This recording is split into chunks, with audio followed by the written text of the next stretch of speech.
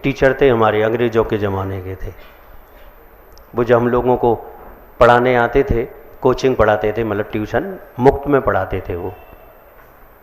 तो पढ़ाने से पहले 10 मिनट व्यायाम कराते थे। कहते कूदो, क्या कहते थे? कूदो। तो हम लोग कूदते थे।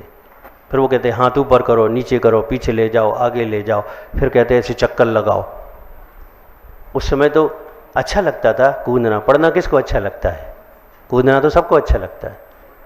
फिर बैठ के कहते थे पढ़ो। एक दिन किसी व्यक्ति ने पूछा, हम लोग तो बच्चे थे, कैसा क्यों करते हैं आप? तो इतना थका देता हूं, इतना कि बाहर इनका उपयोग ही नहीं जाता। अब ये थक गए हैं तो घर जाने की नहीं सोचेंगे। अब जो मैं पढ़ा रहा हूं वो ही सोचें, क्योंकि घर जाने लायक ही नहीं बचे अभी आध घंटा। ये एक सिस्टम है, अपना अपना सिस्टम है कि हमें क्या करना है तो किस चीज की उपलब्धि हो जाएगी, हमें क्या करना है तो किस चीज की उपलब्धि होगी, हमें क्या नहीं करना है तब हमें इस चीज की उपलब्धि होगी। विमान मन नहीं लग रहा है? नहीं लग रहा, समझ रहा हूं। खड़ा हो, अब लगेगा तेरा मन। और नहीं लगे तो बेंच पे खड़ा हो जाना। लगाओ मन को, बैठ जाओ। हाँ, ये भी एक टीचरों का आइडिया था। मन नहीं लग रहा तो बेंच पे खड़े हो जाओ। अब बिल्कुल मन लगेगा। अब शर्म लगेगी, ना यहाँ देखेंगे ना वहाँ देखेंगे, टीचर को ही देखेंगे, इसने ही खड़ा किया है। एक सिस्टम है। जब आपका पढ़ाई में मन ना लगे, मैं आपके लिए बता रहा हूं, खड़े होके पढ़ो। खड़े होकर मन नहीं लगे तो घूम के पढ़ो, लेकिन पढ़ो। अगर आप बैठ गए हो तो 2 घंटे से पहले पुस्तक हाथ से छूटनी नहीं चाहिए, दिमाग से पढ़ना छूटना नहीं चाहिए, कुछ भी हो जाए। बिल्कुल लगातार वहीं फोकस करो, उसी सिस्टम में रहो। तुम लोगों के तो कमरे पढ़ने के अलग होते होंगे। हम लोगों के ज़माने में तो एक कमरा और 12 बच्चे, नहीं चाचा बाबा के सबके मिला के 12 बच्चे। अब एक पढ़ रहा है, एक जोर से पढ़ रहा है, एक धीमे से पढ़ रहा है, एक को लाइट जलानी है, एक को बंद करनी है। कैसे पढ़ते होंगे बताओ? फिर भी पढ़ते थे, मनाते थे, छोटों को मना के सुला देते थे, या उनको पहले उनका होमवर्क करा देते थे, बाद में अपना। उनका होमवर्क इसलिए कराते थे कि हम अच्छे से 2 घंटे पढ़ लें, क्योंकि होमवर्क कर लेंगे, फ्री हो जाएंगे तो ये सो जाएंगे। और फिर अपन बैठ जाओ तो 2 घंटे लगातार मन लगा के पढ़ो। ऐसे पढ़ाई होती थी। और अब क्या करते हो? पहला रूल्स तो ये है कि पढ़ाई के समय मोबाइल नहीं, मोबाइल से तो पढ़ना ही नहीं चाहिए। सबसे खराब सिस्टम है मोबाइल से पढ़ना, क्योंकि आप में कंट्रोल पावर नहीं है। आपकी योग्यता ऐसी नहीं है कि आप मोबाइल से सिर्फ पढ़ाई कर लेंगे, क्योंकि 10-15 मिनट बाद मन भटकेगा तो कहीं के कहीं आप पहुंच जाएंगे। और जैसे बने, जैसे उपाय से बने, पढ़ाई का लक्ष्य पर दृष्टि होना चाहिए, बदलना नहीं चाहिए। और जब लक्ष्य पूर्ण पढ़ाई करोगे तो आगे लक्ष्य नहीं बनाने के, अपने आप बनते चले जाएंगे।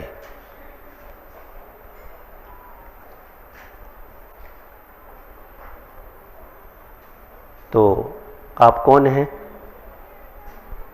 पता है कौन है आप? युवा है। सेमिनार का नाम नहीं देखा तुमने? कौन है? युवा।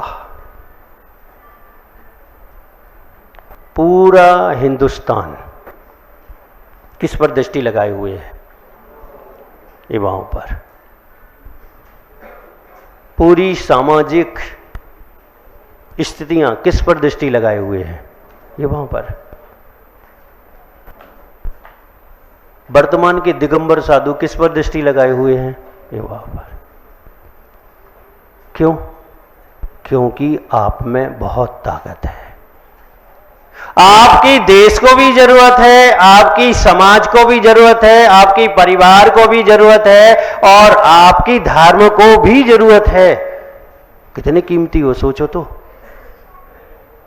सबको जरूरत है आपकी। लेकिन आपकी सोच इतनी नकारात्मक है कि आपको किसी की जरूरत नहीं है।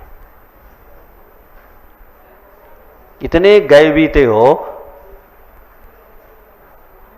कि आपने आज तक नहीं सोचा कि इनको हमारी जरूरत है तो मैं इनकी जरूरतों पर खरा उतरूं। कभी सोचा ही नहीं आपने। आप ये सोचते हो कि मैं अपनी जरूरतों पर खरा उतर जाऊं।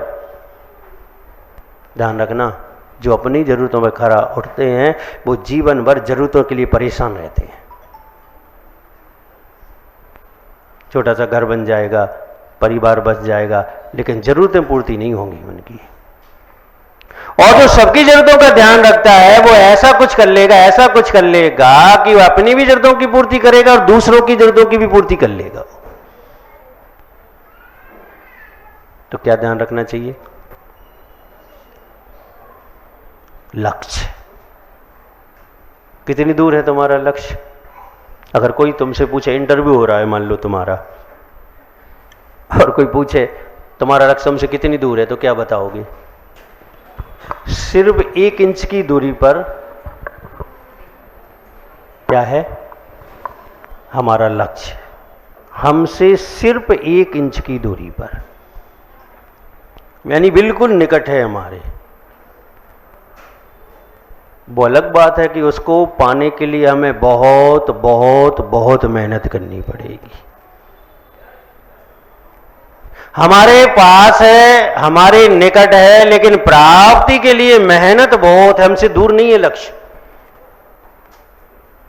दूर तो कमजोर लोगों से होता है, जो प्राप्त नहीं कर पाते उनसे। तीसरा है लगन। एक छोटा सा शब्द है, लेकिन लग जाए तो, लगन छोटा सा शब्द है और अगर लग जाए तो तब दम लेता है जब आप अपने लक्ष्य पर पहुंच जाते हैं। तुलसीदास जी की कहानी सुनी? किंवदंती है वो एक, बाकी तो सर्वज्ञ जान सकता है। क्या लगन थी उन्हें? जब वो काव्य नहीं लिखते थे, मैं जब की बात कर रहा हूं, उनकी एक दिन लगन थी अपनी पत्नी से। किससे थी? पीछे वालों, जिनकी पत्नियां, उनसे बात कर रहा हूं मैं, आगे वालों से कोई बात नहीं कर रहा हूं। और भला चाहो तो पत्नियां मत लाना, अनुभव पीछे वालों से लेना।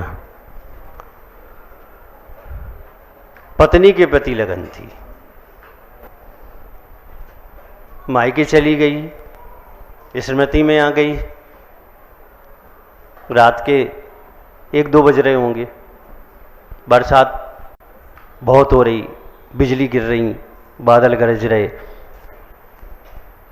फिर भी उन्होंने घर का दरवाज़ा खोला और स्पीड से पत्नी के गांव में जाना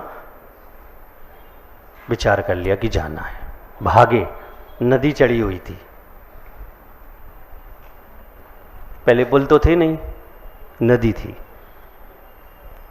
क्या करें, मोचे किनारे पर एक मुर्दा बहते हुए आ रहा था, उस पर बैठ गए और जैसे तैसे पार हो गए। पहुंचे, घर बंद था, अब रात में घर थोड़ी खुला रहेगा। कौन कौन लोग अपना घर खुला छोड़ देते हैं रात में? कोई नहीं छोड़ता। अच्छा, एक बार कुंडी लगाते, द्वारा भी देखने आते हैं कुंडी लगी कि नहीं लगी। और अगर बीच में नींद खुल जाए तो, और चूहा यहाँ वहाँ हो जाए तो बात ही अलग है। फिर तो मैंने कहा कि सबको डिस्टर्ब क्यों करें, सिर्फ पत्नी को डिस्टर्ब किया जाए ना। तो सांप लटक रहा था, ऐसा किंवदंती है खिड़की पर, तो सांप के सहारे वो चढ़ गए। ये लगन। लगन का मतलब होता है कि हम ये ना देखें कि क्या है, हम ये देखें कि हमें क्या करना है। लोग कहते हैं अच्छी सुविधा में अच्छी पढ़ाई होती है, लेकिन अमेरिका जैसे देश के राष्ट्रपति ये सिद्ध करके गए कि हेडलाइट में भी पढ़ाई होती है, लालटेन में भी पढ़ाई होती है, सड़क पर बैठकर सड़क के उजाले में भी पढ़ाई होकर कोई व्यक्ति राष्ट्रपति बन सकता है। ये सिद्ध करके गए वो। हमेशा तुलसीदास जी को याद रखो। हमें तुलसीदास जी से कोई मतलब नहीं है, है मतलब किससे? उनकी लगन से।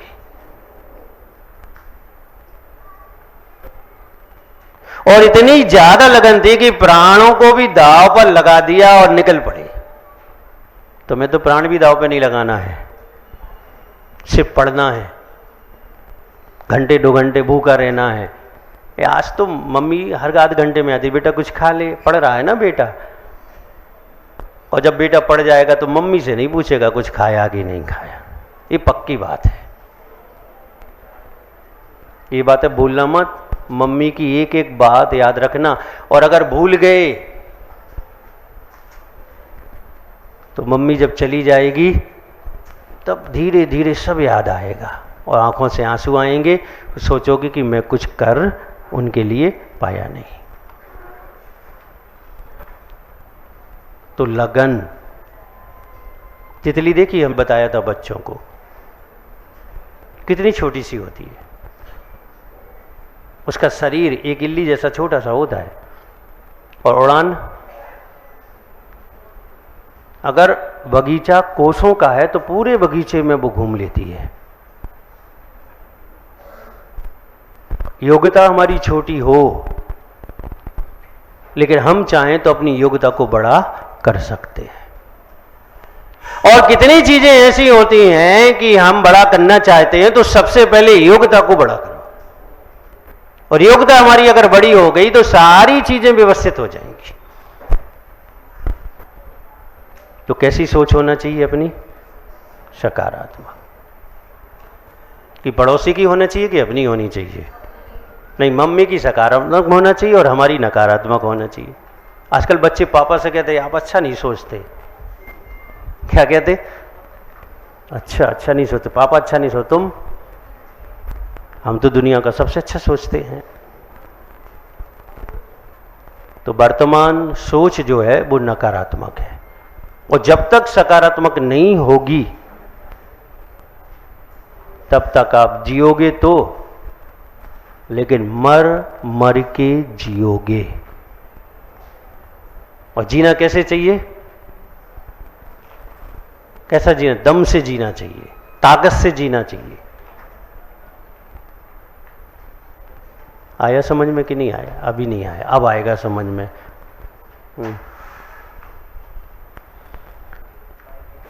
सारे युवा परेशान हैं। किससे हैं? टोकर। बच्चा आया था ग्वालियर से, मैंने उससे पूछा कि कैसे हो? तो बोला दुखी हूं। बिल्कुल ऐसे ही बोला, दुखी हूं। मैंने क्यों? बोले पापा बहुत टोकते हैं। क्या बोला? बिल्कुल कल की बात है, आहार के बाद की बात, 11 सवा 11 बजे की बात। क्या बोला? पापा बहुत टोकते। अच्छा ये बताओ, पापा नहीं टोकेंगे तो कौन टोकेगा? शुभम बताओ, पापा नहीं टोकेगा तो कौन टोकेगा? पड़ोसी? नमोस्तु महाराज जी। कोई भी नहीं। कोई ना टोके। अच्छा पापा टोके तो? नहीं टोके तो? नहीं टोके तो फिर मम्मी है फिर। अच्छा, अरे दिमाग देखो, मतलब बंदा ये कहना चाहता है कि मैं फ्री नहीं रह सकता। बैठ जा। टोकना चाहिए इन्हें। क्या करना चाहिए? टोकना चाहिए। क्योंकि दुनिया का सबसे अच्छा अगर आपके लिए कोई सोच सकता तो कौन सोच सकता? माता। लेकिन इतनी जरूर कहूंगा कि माता पिता को सोच समझ के टोकना चाहिए। हर बात पर, हर क्षण पर, हर स्थिति पर नहीं टोकना चाहिए। आजकल क्या है, माता पिता अति राग में है। अब वो कह रहा मुझे नहीं खाना, खा लो खा लो, जब तक वो चिल्ला के ना कहते मुझे नहीं खाना, समझ में नहीं आता, तब तक बेचारी का प्यार झलकता रहेगा, झलकता। और जब एक बार जवाब मिल जाएगा तो रसोई में जाके आंसू बहा जाएगी। तो अति राग में टोका टोकी होती है। टोकना वहीं पर चाहिए जहां जरूरत है, जहां पर लग रहा है कि लेन से वैलेन हो रहा है, जहां पर ऐसा लग रहा है कि अगर आज नहीं टोकेंगे तो कल हानि उठाएगा, तो उन्हीं विषयों पे टोकना चाहिए। और ऐसे विषयों में हमें विकल्प भी नहीं करना चाहिए। सकारात्मक जितने भी भाव हमारे अंदर उत्पन्न होते हैं वही धर्म होता है। वो दो प्रकार का होता है, लौकिक और पारलौकिक। अगर देव शास्त्र गुरु तत्व पदार्थ के प्रति सकारात्मक विचार आ रहा है तो वो धार्मिक परमार्थ धर्म है। समाज और परिवार और राष्ट्र के प्रति कोई विचार आ रहा है जो उसके हित में है और हमारे हित में है, तो वो लौकिक कहलाता है। जैन दर्शन को अपन अच्छे से देखें तो धर्म एक भाव है। क्या है? भाव। और भाव का व्यक्तीकरण किससे होता है? क्रिया से। जैसे भाव हुआ भगवान के दर्शन करना है, और उसका व्यक्तीकरण कैसे होगा? घर से निकलोगे, मंदिर आओगे, यहाँ नमोस्तु करोगे, प्रतिमा को एकाग्रता से देखोगे, तो उसका व्यक्तीकरण कैसे हो गया? क्रिया से। तो भाव धर्म है जिसका व्यक्तीकरण किससे होता है? क्रिया से। और अगर भाव नहीं है और क्रिया है तो धर्म नहीं है। कभी कभी ऐसा हो जाता कि भाव होता है, नहीं होता, और क्रिया होती है, तो वो धर्म नहीं होता। तो पहले भाव बनाओ फिर क्रिया करो, और दोनों का संगम होता है तो धर्म। हमें हमारी इच्छा जो है वो तुम्हारी नहीं है, ध्यान रखना। मैंने नहीं कहा कि तुम्हारी इच्छा कलेक्टर बनने की है तो अब तुम्हें वो मिलेगा ही, बनोगी बने, नहीं कहा मैंने। तुम्हारी इच्छा जिस चीज पर है वो तुम्हारा नहीं है, लेकिन जो तुम्हारा है तुम्हें वो मिलेगा। अब उसकी इच्छा भी हो सकती है और नहीं भी हो सकती है, समझ गया? तो आपको पता कभी नहीं पड़ेगा, क्योंकि आप अपनी इच्छा कर रहे हो कि मैं कलेक्टर बन जाऊं, और वो तुम्हारा कलेक्टर बनना तुम्हारा नहीं है तो तुम नहीं बनोगे। तो ध्यान रखना। जय बोलिए गुरुदेव आचार्य श्री विराग सागर जी महाराज की जय।